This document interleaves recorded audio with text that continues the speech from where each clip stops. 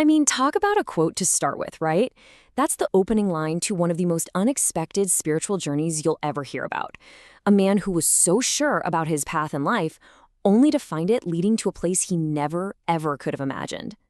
So in this explainer, we're going to trace the incredible 6-decade story of Sanford Pass.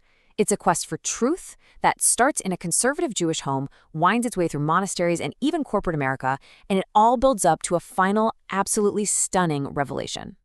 So, where does a 60-year search like this even begin? Well, for him, it all starts back in the mid-20th century with a young man who was completely grounded in his faith, a faith that one day he'd be forced to question down to its very core. You've got to understand, Sanford's early life was all about tradition. He was raised in a conservative Jewish family, which meant observing kosher laws, keeping the Sabbath, going to Friday night services. And the absolute center of his world, the pillar holding everything up, was the belief in the oneness of God. That's a belief that would end up being the one common thread through his entire life. But then, when he was just 14 years old, the foundation of that world was rocked. A national tragedy hit home in a way that became deeply, deeply personal. You know, for a lot of people, the JFK assassination was a shocking political event. But for him, it was a catalyst. It just completely shattered his sense of order and fairness in the world. And it sparked this profound need to figure out what was really going on. That moment right there set him on a lifelong search for truth. And let me tell you, this search, it was anything but a straight line. It was this long, winding road that spans more than 40 years, and it took him through a whole spectrum of different beliefs and communities. His journey started in college, as it does for many, and then it led him to try and find an honest, simple life on a farm in Tennessee. When that didn't provide the answers, he became a Christian and actually spent 3 years living in a monastery. After that, he followed an Indian guru, hoping to connect with the energy that moves the universe. And finally, he kind of settled into a conventional life: marriage, kids, a job in corporate America. But deep down, that question from his youth was still burning away. This quote right here, it just perfectly sums up his feeling at every single stop along the way. Whether he was on the farm or in the monastery or with the guru, he kept running into contradictions. He was looking for a complete, whole truth, and everywhere he looked, he just came up empty. It's a feeling a lot of us can probably relate to. Okay, so get this. Even while he's on this long journey, way before Islam is even a thought in his mind, he has these two just extraordinary experiences, two brushes with death, where he felt like some kind of divine hand literally reached out and saved him. The first one happened back in 1971. He was hitchhiking on the Ohio Turnpike, got a ride from a strange driver, and when he tried to get out, his hand got stuck in the door handle as he was grabbing his bag. And the driver just floors it. Sanford looks over and sees the speedometer climbing past 70 miles an hour, dragging him alongside the car on a major highway. I mean, can you even imagine? When his hand finally ripped free, he was sent flying through the air.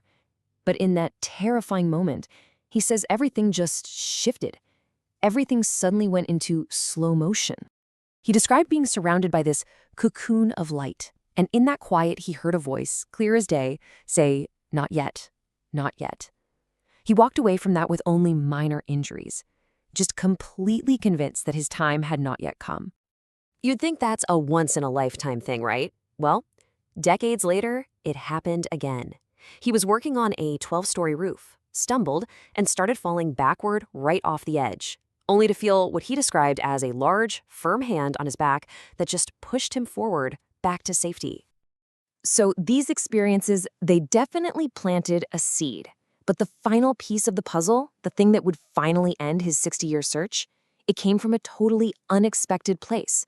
A simple conversation with his son long after it seemed like the quest was over.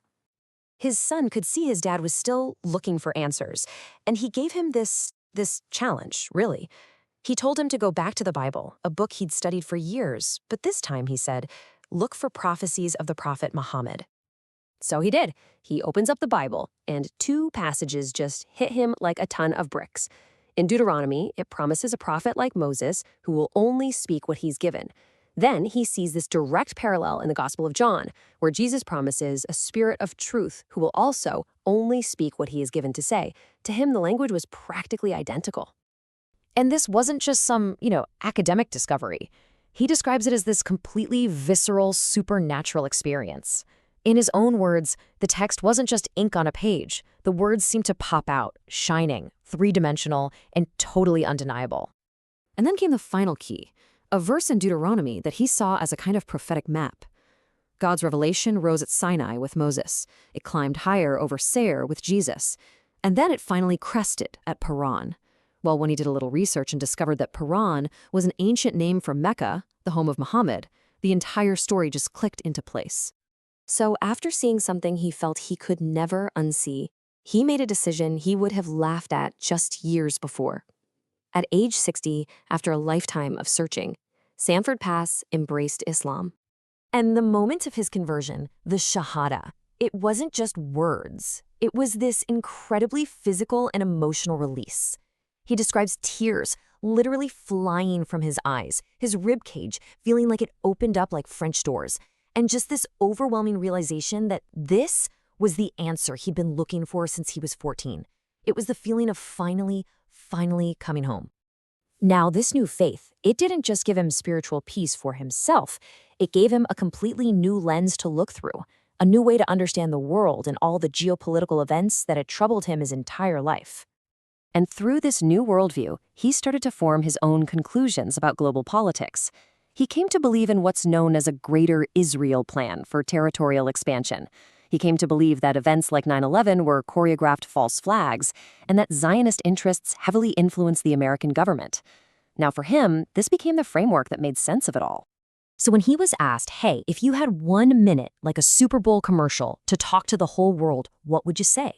This was his answer. He doesn't frame Islam as some foreign religion, but as a birthright for all of humanity. He urges people to just look past what they see on TV and discover its essence for themselves.